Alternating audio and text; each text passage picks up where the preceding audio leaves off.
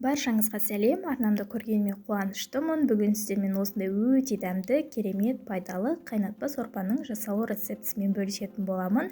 Видеомды міндетті түрде соңына дейін қарап, арнамнан алыстамай каналымды қолдап кетуді сұраймын. Ендеше тағамымызды әзірлейік.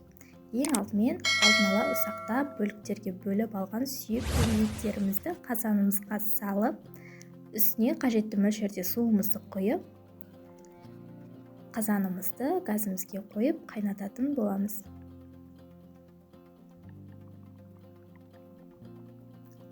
Арада біршама уақыт өткеннен соң мінекей біздің қазанымыз қайнап жатыр. Үстінде артық көбіктерінен алып тастайтын боламыз.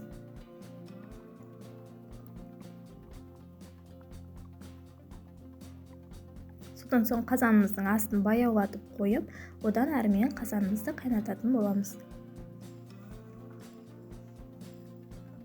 Осы аралықта енді қазанымызға салатын көкөністерімізді турап дайындап алатын боламыз.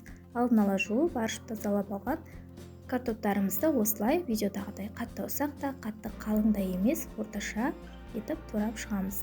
Содан соң сәбіздерімізді де дәл осылай өзімізге ыңғайлы пішінде турап алатын боламыз. Содан соң пиязымызды да осылай полукольца ішінде турап аламыз, немесе бүтін қалпында қоссаңыздар да болады. Енді болгар бұрышымызды да ұсақтап турап алатын боламыз. Менде осылай қатырылған болгар бұрышы. Және де бір қызанағымызды турап салатын боламыз. Қызанақ біздің сорпамызға дәм әрі түсін беретін болады. Егер қызанақ қосқыларыңыз келмесе, томат пастасын қоссаңыздар да болады.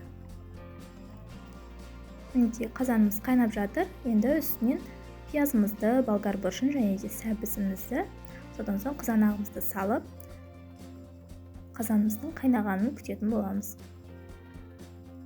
Мінекей қазанымыз бұрқылдап қайнап жатыр. Енді үстінен картобымызды да салатын боламыз.